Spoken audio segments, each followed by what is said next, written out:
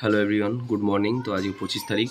তো আজকে আমার একটা রবীন্দ্র সরোবরে শ্যুট আছে, একটা মডেল শ্যুট আছে। তো এটা কোলাবোরেশন শ্যুট। তো মডেলটা মানে মডেল যিনি আছেন উনি আমার সাথে শ্যুট করতে চাইছিলেন, আমিও চাইছিলাম, দুজনকে অ্যাপ্রোচ করা হয়েছে। তো আজকে যাচ্ছি, এখন বাজে প্রায় 10টা, আমি 10:30টায় বাড়ি থেকে বেরোবো। তো আমি এখানে থেকে ফার্স্ট যাব দক্ষিণেশ্বর থেকে মেট্রো ধরে রবীন্দ্র সরোবর যাবো ডাইরেক্ট। তো আজকে ব্লগটা এইটার উপরেই। তো এখন আমি ক্যামেরা সেট করছি, নিজে রেডি হয়ে গেছি। তো আজকে জিম যেতে পারিনি কারণ আমার হাতে চোট লেগেছে বক্সিং প্র্যাকটিস করতে গিয়ে, প্লাস ঘাড়ে চোট লেগেছে 2-3 ধরে। আগের দিন ভিডিওতে বলছিলাম যে ঘাড়ে চোট লেগেছে, তারপরে আবার চোট লেগেছে, চোটের উপরে চোট। তো আজকে আমি হয়তো চেষ্টা করবো বিকেলের দিকে যাওয়ার চান্স আছে। তো এখন যাবো না, এখন যে শ্যুটটা কমপ্লিট করব। তো যেতে যেতে কী হচ্ছে না হচ্ছে, শ্যুটেরও কিছু জিনিস থাকবে এর মধ্যে। তো চলো দেখা যাক। এইটা যেটা দেখছো এটা আমার আপকামিং স্টুডিও, মানে এই ঘরটাকে আমি স্টুডিওভাবে করবো। আমার ঘরে রং হচ্ছে বলে তো এখানে টিভি ফিভি সব কিছু একদম ম্যাচ হয়ে রয়েছে। আমার লাইট ফ্ল্যাশের বক্সগুলো এখানে পড়ে রয়েছে। আমার ক্যামেরার ড্রাই বক্সটা এখানে রয়েছে। ড্রাই বক্সের অবস্থা, কোনো কারেন্ট দেওয়া নেই, জাস্ট এমনি ড্রাই বক্স এইভাবে রাখা আছে। ক্যামেরা লেন্স সবের মধ্যে ম্যাচ হয়ে পড়ে রয়েছে। এই 50mm আমার, এটা সৌরভের লেন্স, অমিতের এগুলো আছে, ব্লোয়ার ফ্লোয়ার জিনিসগুলো আছে। তো এখন আমি ক্যামেরাটা বের করে সেট করে নেবো।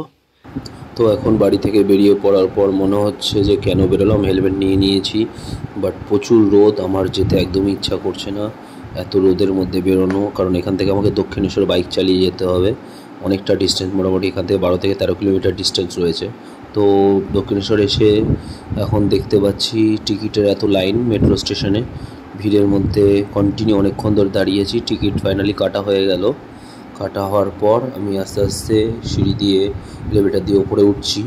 মেট্রো ট্রেনটা কখন আসবে দেখা যাক। তো মোটামুটি ঠিকঠাকই লাগছে আজকে আমার লুকটা। তো একটু ভালো লাগছে কারণ মেট্রো স্টেশনটা অনেকটা ঠান্ডা, এতটা রোদ্দুর পার করে আসার পর ঠান্ডাতে ঠিক ভালোই লাগছে, মজা পাচ্ছি। এখন ওয়েট করবো মেট্রো আসার জন্য। তো মেট্রো স্টেশনটাও একটু দেখিয়ে দিই। এখানে ভিডিও করা বা ছবি তোলা একটু রিস্ক, কারণ বারণ আছে, তাও একটু সারাউন্ডিংটা দেখিয়ে দিলাম। তো একটা আমি এনার্জি ড্রিঙ্ক নিয়েছিলাম, সেটা খাচ্ছি এখন। এই তো আমার ট্রেন ঢুকে গেছে, মানে মেট্রো ঢুকে গেছে। তো আস্তে আস্তে আমি উঠে পড়বো। এবার একটু তো ভিডিও করতে হবে না, ধাক্কাধাক্কি করে উঠতে হবে। তো অনেক কষ্টে ধাক্কাধাক্কি করে একটা সিট পেয়ে গেছি, তখন চিল হয়ে বসে আছি। তো এখান থেকে 45 থেকে 50 মিনিটের ডিস্টেন্স আছে। দেখো কত ভিড়। যেহেতু আমি দক্ষিণেশ্বর থেকে উঠেছি, দক্ষিণেশ্বরে ফাঁকা থাকে, তাই বসে কী করতে এলাম। যাই হোক, আমার স্টেশন চলে এসেছে, আমি এবার নামবো। তো এখানে নামে এখন ওয়েট করতে হবে, আমার মডেল এখন উনি আসেননি। তো আমি এখানেও লুকিয়ে লুকিয়ে একটা ভিডিও করছি। জিনিসটা ঠিক না, বাট তাও দেখানোর জন্য এখন আমার খুব ফ্রেমটা ভালো লাগলো যে মেট্রোটা এরমভাবে যাচ্ছে, এই দিকটাও ফাঁকা আছে, অ্যাম্বিয়েন্সটা ভালো লাগছিলো। তো ফাইনালি আমার মডেল চলে এসছে, উনি এদিকে নেমেছেন। তো উনি দাঁড়িয়ে আছেন, অনেকক্ষণ ধরে আমাকে কল করেছিলেন যে উনি এইদিকে নেমেছেন, মানে এই ট্রেনটাতেই নেমেছিল। আমি এবার রবীন্দ্র সরোবরে চলে এসেছি। তো জায়গাটা খুব ভালো, এত রোদ্দুর গরমের মধ্যেও এখানে সেরকমভাবে বোঝা যাচ্ছে না, যেহেতু এত গাছপালা ভর্তি রয়েছে। যেখানে গাছ থাকবে সেখানে ঠান্ডা ওয়েদার থাকাটা একটা নর্মাল ব্যাপার। তো আমরা ভেতরের দিকে চলে যাচ্ছি। তো এখানে একটা ইউনিক জায়গায় যাবো। আমি একজনের ব্লগিংয়ে দেখেছিলাম যে এর ভেতরে কলকাতায় যত দুর্গা পুজো হয় তার মধ্যে বেস্ট যে ঠাকুরগুলো থাকে সেগুলোকে এখানে একটা মিউজিয়ামে রাখা হয়। তো আমার চেষ্টা আছে আজকে তোমাদের ওটা দেখাবো। তো ওর জন্যই আমরা ওইদিকে যাচ্ছি।